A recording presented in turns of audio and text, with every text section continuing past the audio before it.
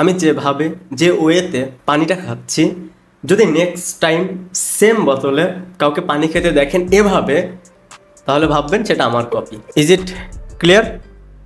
I think clear. কিছু বিষয় থাকে যেগুলো আপনি চাইলে ইগনোর করতে পারবেন, যেগুলো নিয়ে চাইলে কথা বলতে পারবেন।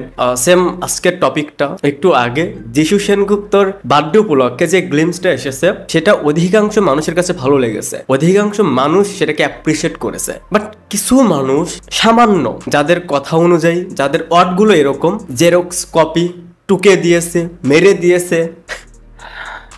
দেখেন, এইটার পিছে না একটা কষ্ট আছে, একটা বিরাট কষ্ট লুকানো। সেটা হচ্ছে বাংলাদেশি ফিল্ম, স্পেশালি শাকিব খান কেন এত গ্রো করছে, কেন সে প্রত্যেকবার বক্স অফিস উড়িয়ে দিচ্ছে, কেন তার কাছে অন্য কেউ পাত্তা পাচ্ছে না। সো যেহেতু তাকে আটকানো যাচ্ছে না, তাহলে ঠিক আছে, চলো একটা টিজার আসলো, আমরা সেটাকে নিয়ে ভালো বলবো। বাট এর আগে আমরা কিছু ওয়ার্ড ইউজ করব, জেরক্স কপি, টুকে দিয়েছে, ঝেড়ে দিয়েছে, আমরা এরকম কিছু ওয়ার্ড ইউজ করব। ওই যেটা বললাম যে ভাই কেন সে ডে বাই ডে এত ডেভেলপ করছে, কেন তার কাছে অন্য কেউ পাত্তা পাচ্ছে না, এটাই হচ্ছে রিজন। আমরা এর আগের অনেক ভিডিওতেই বলেছি যে ভাই তোমরা যাদেরকে ফলো করো, যেসব ফেসবুক পেজ বা আরো যাদেরকে ফলো করো, ওনারা হয়তো একটা বাংলাদেশি ফিল্ম নিয়ে ভালো বলে, প্রথম দিকে ভালোই বলে, বাট এর আগে তারা যে ধরনের ওয়ার্ড ইউজ করে, যে ধরনের কথাবার্তা বলে, সেই কথাগুলোর মানে অধিকাংশ অডিয়েন্স বুঝতেই পারে। কারণ সে তো শেষের দিকে গিয়ে ভালোই বলছে, মাঝখানে একটু ভালোই বলছে। যে গ্লিমসটা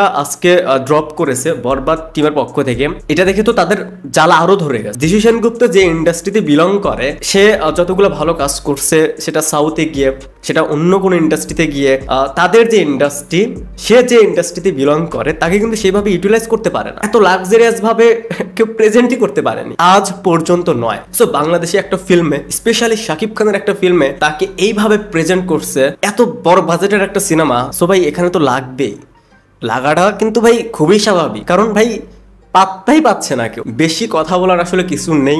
যদি মে আই কাম ইন ডায়লগটা কপি হয়ে থাকে, ভাই ঠিক আছে, কপি, তোমরাও মেনে নাও, আমরাও মেনে নিচ্ছি। সো আমার কথা হচ্ছে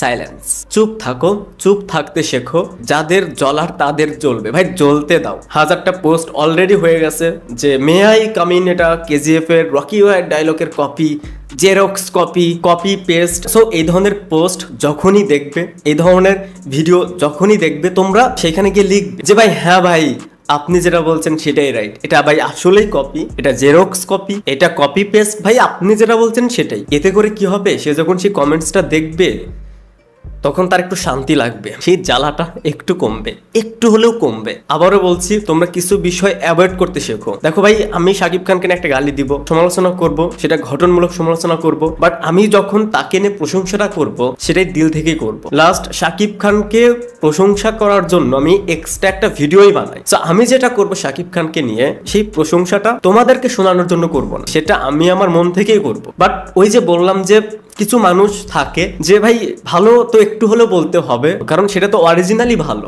সো একটু যদি ভালো না বলি তাহলে কেমন দেখ। বাট এর আগে আমি এমন কিছু ওয়ার্ড ইউজ করব যেটা দেখার পর প্রথমে একটু মাথা গরম হবে, পরবর্তীতে গিয়ে আবার একটু প্রশংসা করে দিব, ব্যালেন্স হয়ে যাবে। সো এই ধরনের ট্রিক্স অনেকেই অনেক আগে থেকে ইউজ করে, কারণ ওই যে শাকিব খানের সিনেমা, আর Shakib Khan day by day এত গ্রো করছে, এত এগিয়ে যাচ্ছে। সো এই জ্বালাটা আসলে হওয়ারই কথা। যাই হোক, এবার ঈদে কিন্তু আরো একটা সিনেমা রিলিজ পাচ্ছে, চক্কর, সেটা টিজার এসেছে। সেটা রিভিউ হয়তো আজকে আসবে কিনা জানি না, কারণ আশেপাশে কিছু মানুষের মাথায় চক্কর চলতেছে। যাই হোক, এই চ্যানেলটি যদি এখনো সাবস্ক্রাইব না করে থাকো, প্লিজ সাবস্ক্রাইব। 30K কিন্তু হয়ে গেছে।